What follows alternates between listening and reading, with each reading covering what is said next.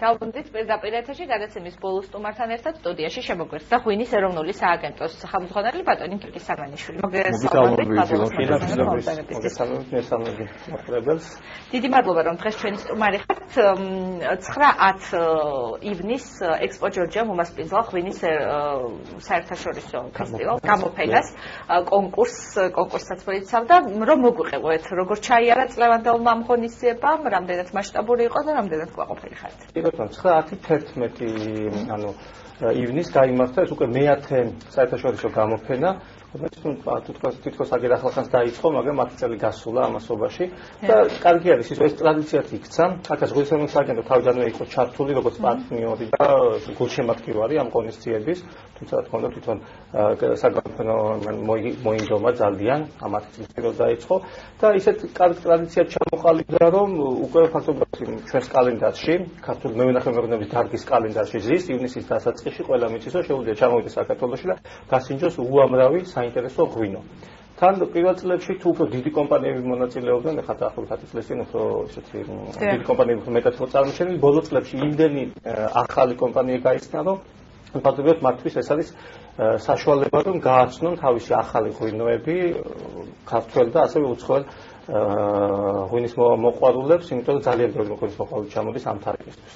ასე რომ პატარებისთვის საშუალო თუ დიდებისთვის რა თქმა უნდა თავის დამკვიდრებისთვის ადგილობრივ ბაზარზე და ასევე იმიჯის შექმნისთვის სხვა ბაზრებზე ძალიან კარგი ღონისძიება, მით უმეტეს წელს რაოდენობაც გაიზარდა, ზოგადად მასშტაბი გაზრდილი, სტუმრების რაოდენობაც გაზრდილი იყო და ყველანაირად დატვირთული 3 დღე იყო, პარალელურად ძალიან ბევრი ღონისძიება მიმდინარეობდა თან ამ გამოფენის ადგილებში. საერთაშორისო კუთხით ვიცით რომ ერთ-ერთი პრიორიტეტია ქვეყნისაც და ქართული მეღვინეობა ყოველთვის იყო, მაგრამ ამ ბოლოს განსაკუთრებული ყურადღება ექცევა, რომ განსაკუთრებით ამაღლდეს ქართული ღვინის სახელი დონე მსოფლიოში.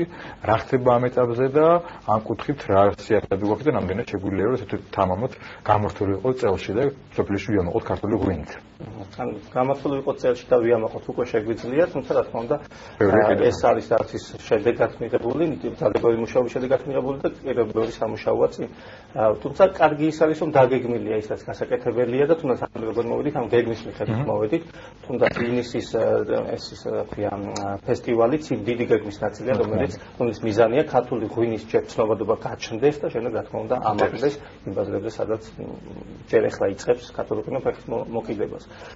ზოგადად ამ გეგმას მივყვებით საერთაშორისო კუთხით, თუნდაც ეს ღონისძიება, რომელიც საქართველოში ანუ ტარდება და უფრო ქართულ და რეგიონის მოხარებელზე არის გათვლილი, მაინც ამას ვიყენებთ, რომელიც ასევე ძალიან მნიშვნელოვანია და საქართველოს ღვინის დაფასება უნდა დავიბრუნოთ. რა ბუნებრივია. მაგრამ ასევე ვამთხოვთ ყველა იმ ღონისძიებას, რაც შეიძლება უცხოეთთან იყოს დაკავშირებული, იგივე ჩამოსვლა ჯგუფების, იქნება ეს ჩვენი მოწვეული სტუმრები და ღვინის სპეციალისტები, თუ ზოგადად ვისაც ურჩევთ ხოლმე, როდის ჩამოვიდეს საქართველოში ღვინის კულტურის გასაცნობად, ამ პერიოდს ემთხვევა ხოლმე, ასევე არის ახალი ღვინის ფესტივალი სოფალოს მაისში ტარდება, ასევე ძალიან მასშტაბური არის, უბრალოდ ის არის უფრო სახალხო ზეიმივით მაისის დასაწყისში, ხოლო ივნისის დასაწყისში ეს უფრო კომფორტულ და საქმიან წრეში ხდება დეგუსტაციები და პრეზენტაციები.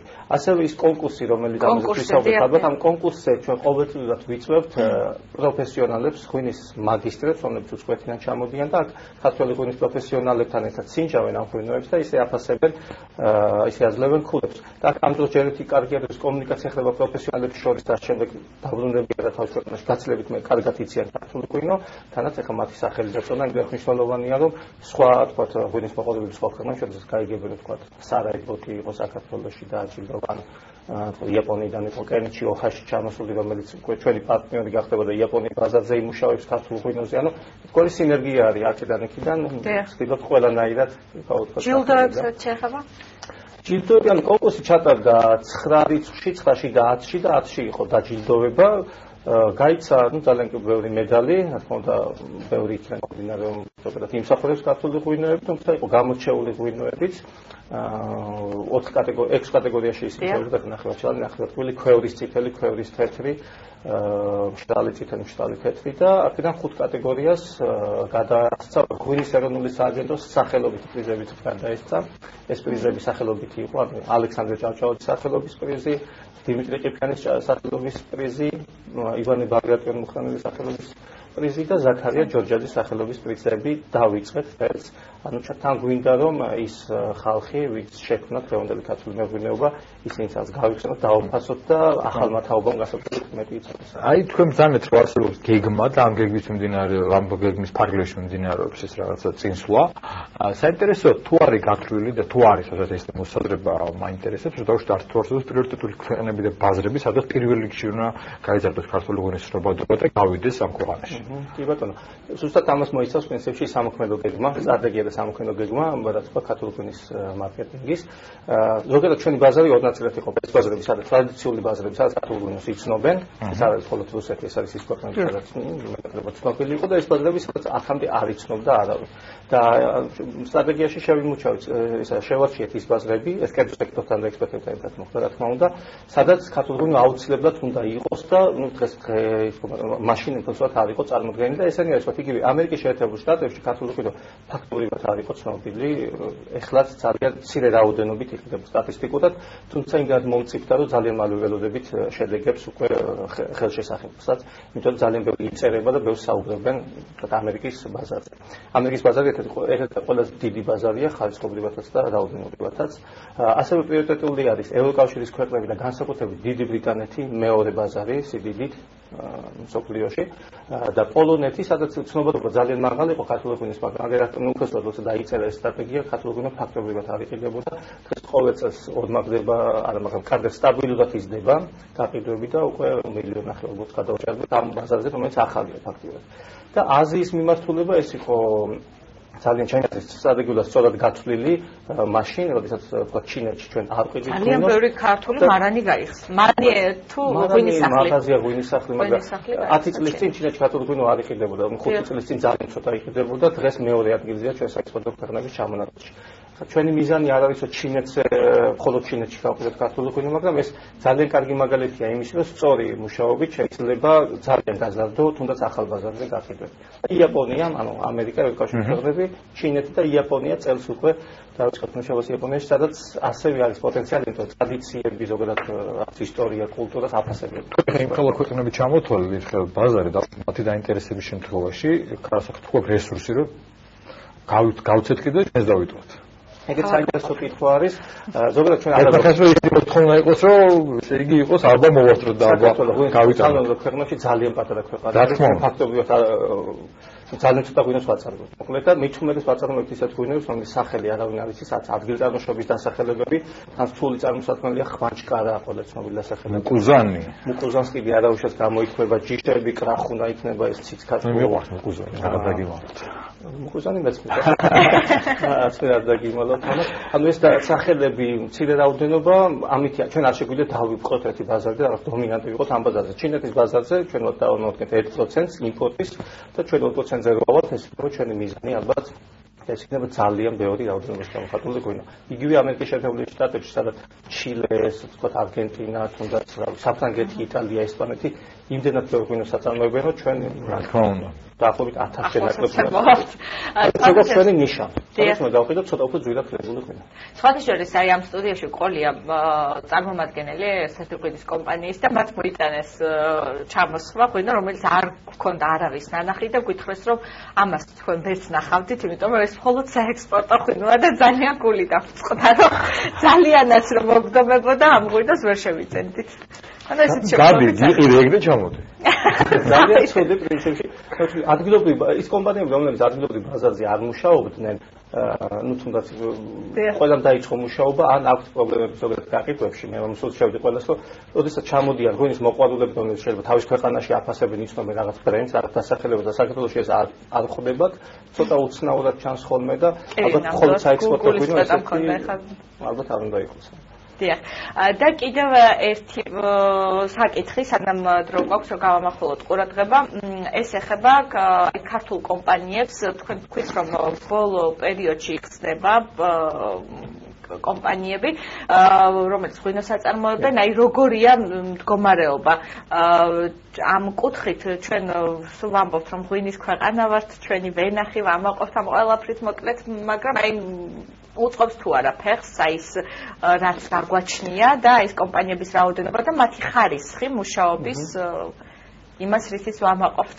კი ბატონო, მე მგონი ფერფლოსტა იქიდან გამომდინარე არის ყველა ვამაყობ და ჩვენ მართლაც გვაქვს ღვინის ისეთი კულტურა, არა მხოლოდ ისტორიული კულტურა, დღევანდელობა გვაქვს, რომ ძალიან ბევრი გამოგონება არ ჭირდება რაღაცების, მაგრამ ყველა ოჯახი შეგვიძლია ჩვენ ღვინო დავამზადოთ, სადაც შემორჩენილი გვაქვს მარანი, თუ გვაქვს ვენახი და ეს ღვინო ყოველთვის იქნება საინტერესო თუ მართლა ავეცდებით ან ცუდად გავაკეთოთ ან ყურადღებას მივაქცევთ. გადაცდომებს თუ ხვდებით ხშირად, აი თქვათ არის ხოლმე რომ ამბობენ რომ ეს არ არის სუფთა ღვინო, აქ ბევრი რაღაცაა გარეული, აი ხარისხს რამდენად აკონტროლებთ და აი ერთ-ერთი მაგალითი შემიძლია მოვიყვანო ღვინოსთან კავშირში არ არის ამ სტუდიაში ვისაუბრეთ თაფლზე, ქართულ თაფლზე, რომელმაც შარშან ძალიან დიდი შენიშვნა მიიღო საერთაშორისო ბაზარზე იმის გამო რომ თაფლში ეს არ იყო სუფთა თაფლი და შემდგომ უკვე შედგა სტრატეგია რომ გამოესწორებინათ ეს აი ქართულ ღვინოსთან დაკავშირებით მსგავსი რამ თუ გქონია მსგავსი პრეცედენტი და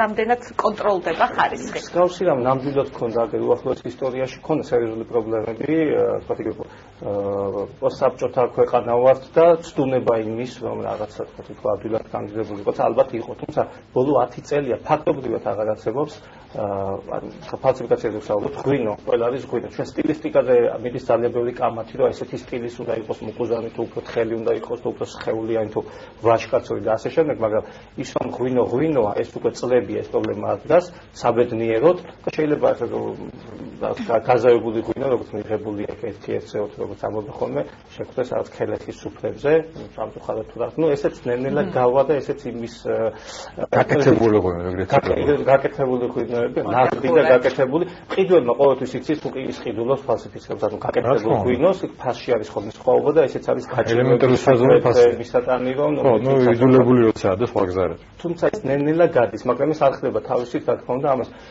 ფოტოგრაფია ღვინის ელემენტს აქვს მიმართულება მარკეტინგი და პრომოცია ქართული ღვინის მაგრამ ასევე ღვინის ხარისხის კონტროლი. ბოლო წლებში ექსპორტის დასტანეთად რა თქმა უნდა იზრდება ცდუნება რომ ვიღაცა რაღაც გააკეთოს, მაგრამ ამაზე ძალიან მკაცრი კონტროლი მიმდინარეობს და ამის შედეგები გვაქვს, მართლა წლებია, ჩვენ შეგვიძლია ძალიან თავისუფლად ვთქვათ, რომ რაღაცა ცუდი გამოცდილება აღარ არის. უდაუდაო წინსვლა ამ კუთხით და თუმცა ბევრია კიდე გასაკეთებული და დარწმუნებული ვართ, რომ არიკადრებს საქართველოს. არიკადრებს მომხმარებელი რა პრობლემა. მომხმარებელი არის თავარი, არ არის მხოლოდ კონტროლი. მომხმარებელი უკვე აღარ იღებს. აღარ ის ყოფილი. ხوارი ხომ ეს აღარ ჭამს. ეხლა თქო აღარ სწავს იგი აღარ სწავს ეგეთ ჭამს. ბატონ გიორგი, როგორი მოსავალი გვაქვს წელს აი სხვათა შორის რამდენიმე დღის წინ გურჯაანის რაიონის მთელი ვენახები დაისეტყვა სამწუხაროდ კახეთის პრობლემა ყოველ წელს არის გასაკვირზე. ბევრი გამონადგურდა ვენახი. და წელს განსაკუთრებით მეტია შემთხვევები, ზოგადად ისე ამინდი არის ისეთი, რომ უცებ დაცხადა ამ გამოიწვია, როგორც ვთქვათ, ამის პროფესიონალები ხსნიან. სიტყვები ბევრია, ცდილობს მაინც სახელმწიფო დაიჭრა რა თქმა უნდა და ბევრი ვენახი დაზიანდა, იგივე სიგნალის რაიონში იყო ცოტა ხნით, თუმცა მოსავალს მაინც კარგი პირი უჭას, ანუ რაოდენობით ჯამში რო აღარ შეიძლება არის ვთქვათ რეგიონებში არის ისეთ ხომ, მაგრამ ჯამში ჯერჯერობით კარგი წელი ჩანს, სადაც ყურძენი გადაჭრა, კარგად მწიფდება და ველოდებით რომ კარგი თვალები ექნება. და ბოლოს ვინმე კითხოთ ამ ყველაფერთან ერთად, რაც უკვე გახდა პოპულარიზაცია ქართული ღვინის ესწორად კარგი ღვინის კეთების, ასევე ბევრმა მონასტერმა დაიწყო წარმოება, დაუშვათ ცნობილი ალავერდის მონასტერი, რომელსაც შესანიშნავი ღვინო აქვს და ასეთვე ბევრი მონასტერი ცდილობს და ყურძენი და ღვინო განსაკუთრებით წმინდა სითხეა ბუნებრივია, სასულიერო კუთხითაც და საქართველოსთვის განსაკუთრებით ამ ფონზე არ შეგვიძლია ვთქვათ, რამდენად შეიძლება ითქვას ეწევიან იმ სტანდარტებს, აკმაყოფილებენ მონასტრები, რომლებიც აწარმოებენ ღვინოს და თუ არის მათთამიც რაღაც ინტერესი გაჩენილი. ანუ დავთქვათ ინტერესი რა თქმა უნდა ყოველთვის ყველას აინტერესებს, ზოგადად ქართული ღვინო მით უმეტეს რაც განსაკუთრებით პირობებში დამზადებული ოჯახის ღვინო, ტრადიციული ღვინო და მით უმეტეს ახლა მონასტერში გაკეთებული ხარისხი და უნდა ვთქვათ ხარისხს ეწევიან სტანდარტს კი არა, ალბათ სტანდარტით უნდა ქვევრის ღვინის შეიძლება ვთქვათ, რომ ერთ-ერთი ვინ შექმნა იყო ესე იგივე ალავერის ეტაპი.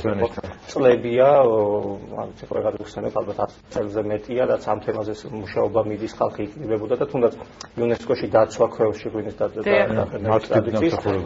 ეს არ იყო ალავერის ეტაპის გაკეთებული, მხოლოდ ეს იყო მათ ირგვლივ შემოგვებული ხალხის გაკეთებული და თუნდაც იმ რეგიონში ძალიან ბევრი ბაძავს და ამზადებს მართლაც შესანიშნავ ღვინოებს ისე როგორც აი ეს გამოიწვია რაც ამით დავასრულოთ რაც მომწონს მიმბაძველობა გაშთა იმიტომ რომ ყველამ დაიწიონ ერთმანეთს და ეს უკვე ნიშნავს იმას რომ ბევრი კაი ღვინო იქნება უღრმესი სიმადლეა მობრძანებისათვის წარმატებებს გისურვებთ შევახსენებ ჩვენს ტელემაყურებელს ღვინის ეროვნული სააგენტოს თავმჯდომარე გიორგი სამანიშვილი გვესაუბრებოდა პირდაპირ ეთერში ამოიწურა ჩვენთვის განკუთვნილი დრო მე ხვალამდე გემშვიდობებით და